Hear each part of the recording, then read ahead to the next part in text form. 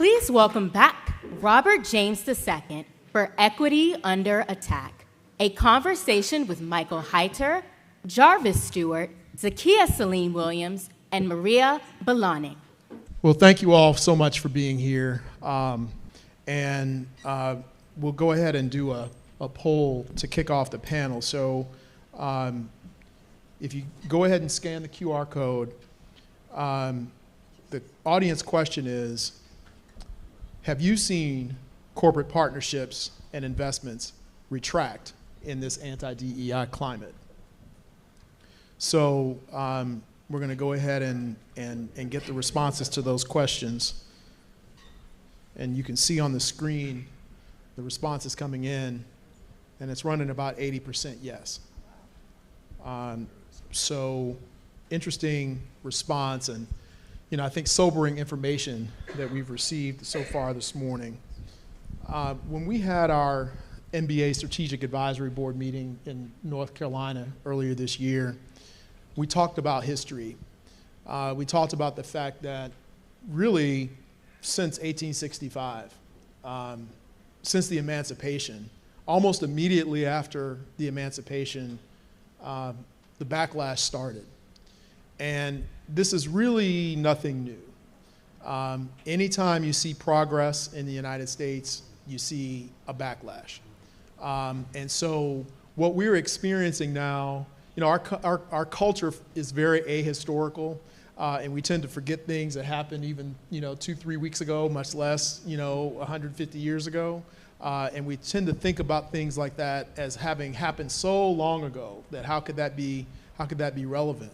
Well, many of us in this room had great-grandparents who were alive when we were when we were kids, and they remember the time, that they lived in Jim Crow.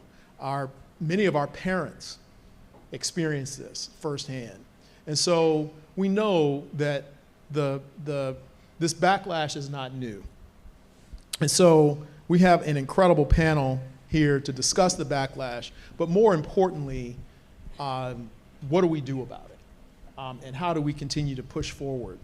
So we have Michael Hyter, President and CEO of the ELC, the Executive Leadership Council, Jarvis Stewart, Chairman and CEO of Highland Poe LLC, and Zakiyyah Salim-Williams, who you've already heard from, the Partner and Chief Diversity Officer from Gibson Dunn, and then finally, Marla Bilonick, President and CEO of the National Association for Latino Community Asset Builders and talking about the current landscape. So let me ask this esteemed panel a question. So we've heard the studies, we know the data, we know what happened after the murder of George Floyd.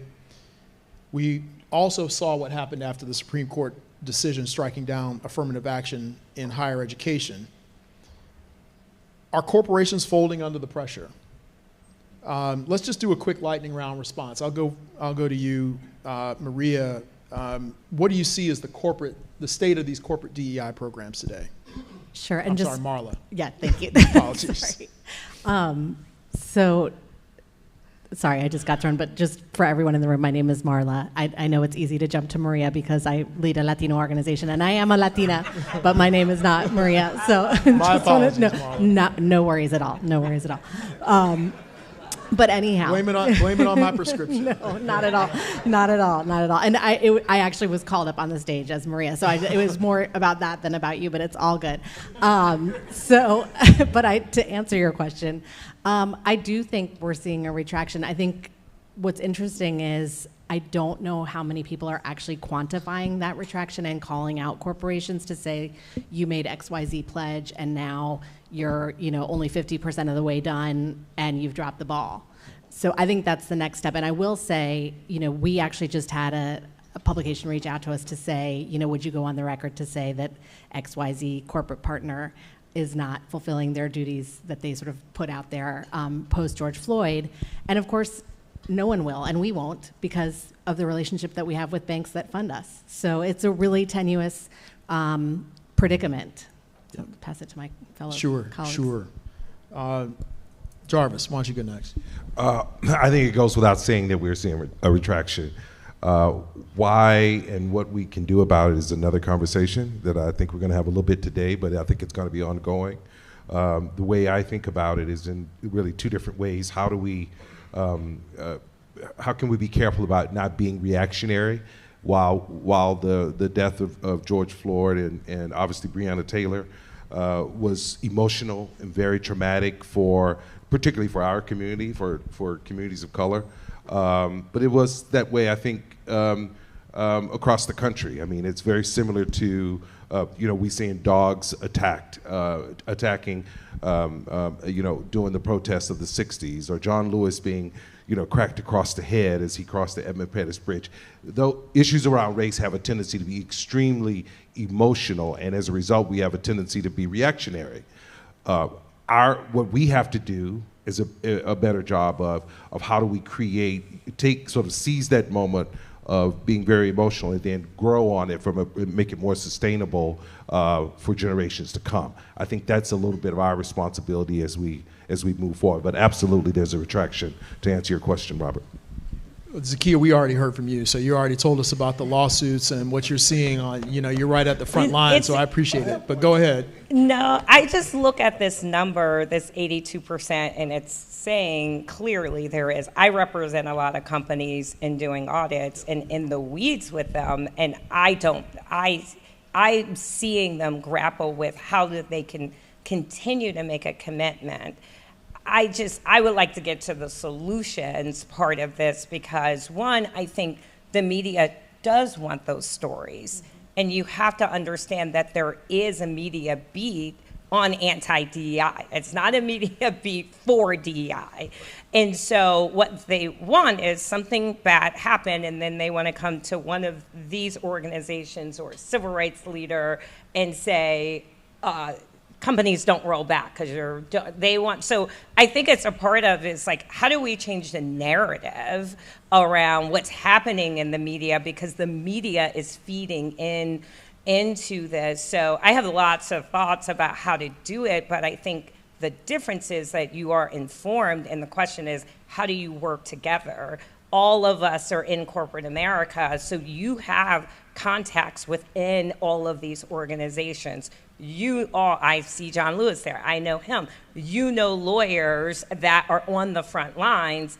I need to talk to John so he can come to me and say, what's happening and how can we help navigate this through back doors, not necessarily just sitting around talking about that there is backlash. Like, we have to figure out how to continue to push forward because it's our livelihoods.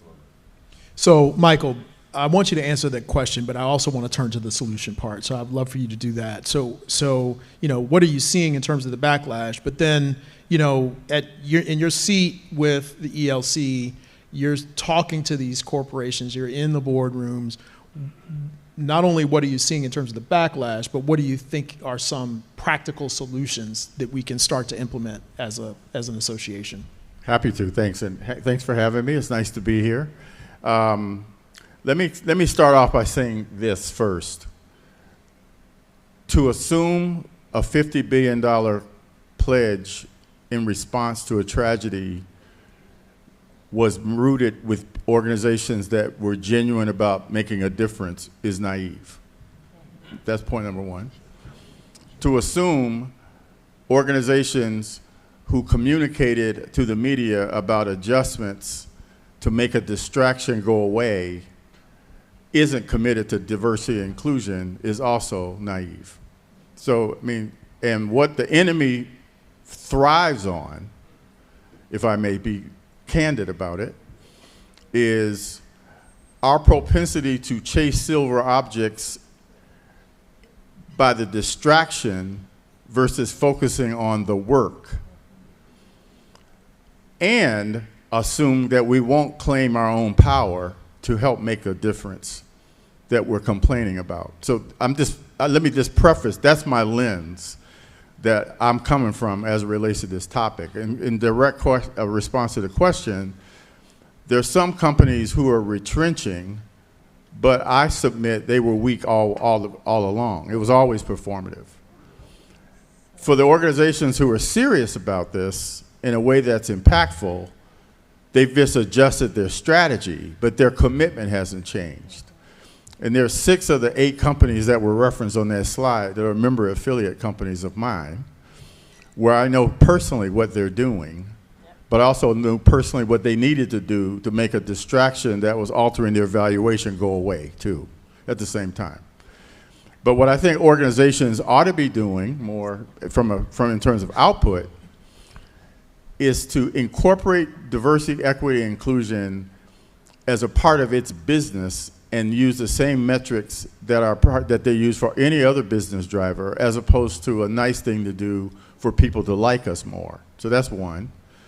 Another strategy is to reduce and mitigate biases in processes where people are involved. So in hiring, in terms of promotions, in terms of development. And I'm not talking specifically targeted against race. What we have seen were organizations that have been real specific about assuming if there's underrepresentation with certain groups, what are biases that might be incorporated into the system of how those decisions are made that can be eliminated. What we have seen is ethnic and in my case, black representation in performance in pipelines have increased 2 times when that one adjustment has been made. The thing that matters the most is the development of talent that's diverse to be in leadership roles to financially make a difference in an organization, or increasing the supplier diversity network income stream for organizations who are suppliers who are diverse, where the financial benefit to the people that work there are in receipt of an organization's ability to focus on it. So for us, in closing, I represent 800 and almost 900 of the highest ranking executives in the world who happen to be black. And what I've told many CEOs, we are in the earnings per share business, we're not a civil rights organization, we're an earnings per share organization. But I'm challenging our members, who are all what I would call affectionately ballers and shot callers in their own individual rights, for us to collectively represent people who are black or of color should be progressing under our watch. People who are black or of color who aren't on boards should be facilitated for us to assist that for those of us who happen to be on boards. We need to get in touch with our power between my organization and, say, MBA, for example, relative to knowledge of understanding how members can be doing business with banks that they may not be familiar with that benefits the ecosystem that we all collectively represent. Is the strategy here, as opposed to being in the fetal position, concerned about why people who've been against us for 400 years. This is just another strategy to distract us. End the rant. Thank you. No, listen, Michael, thank you. I appreciate the rant. Zakiyyah, I want to get back to you because, you talked about having some thoughts. I'd like you to share them. I mean, this is the time. What should we be doing in the wake of this legislation that's passing at the state level, the lawsuits? What do you think we should be doing? I think we should be organizing, and I don't think that you should be siloed. You have this organization. Why come together? I mean, at our law firm, it was really important for the black partners to be involved in the efforts going in the room, and it is hard work tracking this. And the aftermath of the Supreme Court's decision, we were getting questions from clients, can we go to HBCUs? I went to a HBCU, right? So I went to Howard. And so I was like, you can go to Howard. So it was really important. So I go back to his point that you are in these rooms, but if you're only in the rooms talking about the backlash, it's not helpful. So I think we just need to flip the conversation. I had a friend of mine who had a construction company in Philadelphia, and this decision came out, and I said, this is going to impact your business. This is going to impact your money. This is going to impact your family's money. Go and get a group of people together. I'll come and talk with them, but talk about this decision. She got a group of people on the call, and they said, oh, we're good. We're good. We don't think this is going to have an impact. So this 17%, it will have an impact, by the way. And so the question is, it just hasn't happened yet. I think that there should be just, if it's small groups, if it's what can the NBA do, so when something happens, you're not hearing about it later. Those companies who were attacked online, even if you wanted to say, oh, stay the ground, and he talked about valuation, people heard about it a month later, weeks later. So if there is a way for you to stay informed, the most informed person and are outside of me and the people at my firm is my husband. He's somewhere around here. Every time something happens, I tell him what's going on because I have to talk about it because it is the hardest work I've ever done is watching all of this happen. So I think the one thing that you all can do is form groups, stay informed, have it, because when the supplier diversity hit comes, like it will come, and it's how we react to it that's really important. Yeah, Jarvis, I want you to jump in, about this. So not only, steps forward, but talk about how you have corporations that are doing it, right, Michael, but they don't want to say they're doing it. So Jarvis, talk about how do we hold them accountable for what they committed to, but also how do we celebrate them and encourage them for doing the right thing? Yeah, so a lot of the work that we do at the firm is in the communication space, particularly at the C-suite level. And part of our ask, part of what we're asked to do is to think about not only how do they engage from a DEI perspective, but also how do they engage, how does the client engage from a broad client perspective, sort of across the world. So there's a couple of things that we're seeing, trends that we're seeing. One, more and more we're seeing CFOs, CMOs, obviously CEOs and boards under enormous pressure because of what's happening in China, because of what's happening in India, and other parts of the world. So we meaning, organizations like NBA and others, like to focus so much on, well, the African American and the Hispanic market is a strong, vibrant market. We have disposable income. We can spend, never in the history you have more African American women, black women in college and getting out, and they're spending, and we're celebrating the 50th anniversary of women being able to have credit by themselves. The data in that space is enormous.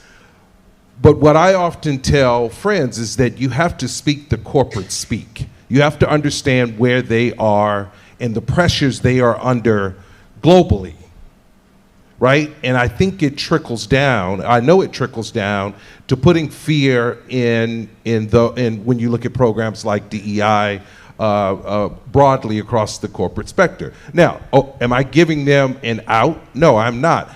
I'm saying that we need to be more engaged in understanding the pressures that the corporations, in this case, are under. So let's meet them where they are. Michael talked in great detail about the business case. We've been saying for a number of years there's a business case for diversity, and there is. We've seen the data, whether it's engaging with MDIs, whether it's engaging with prime contractors that are doing work with a number of big corporations. There is definitely a business case for diversity. I don't know that we spend the time digging deep beyond just the US market, because we have to understand the pressures they are under from a board, from a CEO, from a C-suite generally perspective. I think the more we can make that case, the better. That's one point. The other point there, so we've been doing work for about 5 years for the NFL. And this came shortly after the whole Brian Flores lawsuit. And it was an enormous lawsuit. It sent shockwaves across the entire sports industry, particularly across the NFL. One of the things that they asked us, my firm, to come in and help, how do we better communicate to the broader sector the importance or the commitment that Commissioner Roger Goodell was making? He wanted to make a commitment as it relates to diversity within the NFL. Here's the thing. He has no say-so over Jerry Jones hiring a black coach. Just not the way the bylaws of the NFL is put together. But what he was and is committed to is how do you create and expand the pipeline to get more general managers for teams? How do you expand and create and expand the pipeline to get more team presidents? And that was something new because historically the NFL has not done that because they had a little thing in the bylaws called the anti-tampering rule. The anti-tampering rule did not allow Jerry Jones to speak to an offensive coordinator on the other side of the country. Now I'm going somewhere with this. What we did was that we dropped the anti-tampering law, which enabled for owners and general managers to be able to talk to offensive coordinators, defensive coordinators, etc. Why was that brilliant? For once, we had the opportunity to put owners who make the final decision for general managers and team presidents and head coaches in front of candidates. As a result, today we have 10 general managers. At the time, 5 years ago, we only had 2. Today we have 10 general managers, we have 5 black team presidents, and we have 9 black coaches. So, and I'm not saying that we didn't have to lead by screaming DEI. I think what we did with the NFL was let's figure out strategically, that's exactly right. We had to figure out strategically how to open and cast a broader net and work within the policy that existed. So when I think about our friends on the corporate side, you have to meet them where they are. Make the business case, and I think we continue to say that, and we do a great job at making, but there's a lot of data out there. There's a lot of global data. There's a lot of real sort of, community data that we can make in order to expand that pipeline and become more diverse as we move forward. And I know I went on a rant because I want to hear what Marla, not Maria, has to say. Yeah, I really do want to, thank you, Jarvis. I want to come to Marla, and I want to turn the conversation to specifically what do you think community lenders can do to continue to push this agenda forward. And it is an agenda. It's an agenda for inclusion of everyone. And I think it's okay to use that word. It's an agenda that everybody get included and everybody be a participant. So what can we do as community lenders to continue to push it? Absolutely. I'm so grateful that you asked me that question because, and I wanted to just give context. So my organization represents the largest group of Latino-led and serving CDFI loan funds. So that's kind of the perspective that I'm bringing to this conversation. But I wanted to just say the reason why I'm sitting on this stage is because I know Nicole. And how do I know Nicole? Is that we are part of a literal rainbow coalition that applied for and got EPA Greenhouse Gas Reduction Fund funds. So that the message there is that, to sort of build on what you were saying, Zakiyyah, what we need to do as lenders, and anyone, honestly, is come together. Come together. We can do this if we are together. We are constantly being pitted against one another. We are constantly being forced to fight for tiny slices of pie. But together, we are a majority, and we are strong, and we are resilient. And I really believe that that's the way that we're going to get ahead of this. And then the last thing I wanted to say is we also have to be proactive. I think this whole issue for organizations like CDFIs is the opposite of Mackenzie Scott. So Mackenzie Scott randomly comes down and waves her wand on organizations that are lucky enough to get the funding. For this issue, it's the opposite. It's like, don't find me, don't see me, and so we have to actually get ahead of it. We think, oh, it's not going to be me, it's not going to be my organization, it's not going to be my CDFI, it's not going to be my bank, but it will eventually be. And in our case, we've had members that have had multi-million-dollar lawsuits waged against them. The Latino Museum just got, a lawsuit. So it's coming for us. So we really need to get out ahead of it. And I'm looking to Zakiyyah, to sort of help us chart the path, not to put all the pressure on you, but we do need to be proactive. I will say every lawsuit that we've had, they were in the process of thinking about changing their website before they got sued. Every single one of them. And they're before you say, oh, we can just settle this, I don't think that's the strategy anymore. Yeah. So it doesn't mean, it's just be smart. All of you in the room know a lawyer somewhere that you could say, hey, connect me with someone. But I do think the lawsuits are coming. And then I just want to go to Jarvis's point about comms. I think comms is even more important than ever in this space. So on our matters now, when we're representing companies who are being attacked, there's a comms person that's in the room as we are advising. So we only have a couple of more minutes, and I've got a few audience questions. I really want to open that up, and I want to come to you, Michael, with the first one. So one of them is that it seems like the issue is communicating what DEI is, to the broader public. And detractors call it reverse racism. They focus on the exclusion of white people to get the general public to say, well, that's race and, that's probably racist to have DEI. How do we change that narrative? Well, and you hit the nail on the head with the real essence of this. I guess the challenge of this is, diversity, we're all different, equity, equal access and opportunity, inclusion, feeling like you matter in an environment are all things we want multiple people to feel and experience versus just white folks.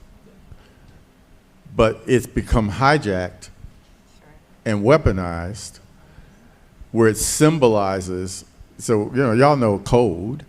I mean, it's basically DEI. I've heard people reference DEI. They don't even know what the acronym means. They just know that it means anti-woke. But anti-woke means that too many of us in the country and y'all don't like it, right? That's what it means. Because it never was intended to exclude white people. It was meant to include everybody else. So the clarity of it is not to get sort of seduced in listening to someone who has weaponized it for their own selfish interests, to be to overextend. I don't have a responsibility to educate someone who's ignorant, who's trying to weaponize something to hurt me. The best thing that I can do, and I mean the collective I, is to be the best with respect to output and outcomes version of me possible, because everyone is drawn to winners. And so to be less fixated on words and more fixated on actions. And I'll use Marvin Ellison, who's one of our members, who's the CEO and chair of Lowe's, as an example, since Lowe's was listed up here, just to put this in context. Marvin became CEO of Lowe's 7 years ago. They had a market capitalization of $65 billion then. They're $145 billion now, 7 years later. Marvin has 65% of his direct reports that run the business are people of color, black and brown. 70% of the vice presidential levels beneath them are people of color. People who run half the business are black. The valuation over the 7 years with a population of talent that's creating that kind of value is all he needs to demonstrate what DE&I really means.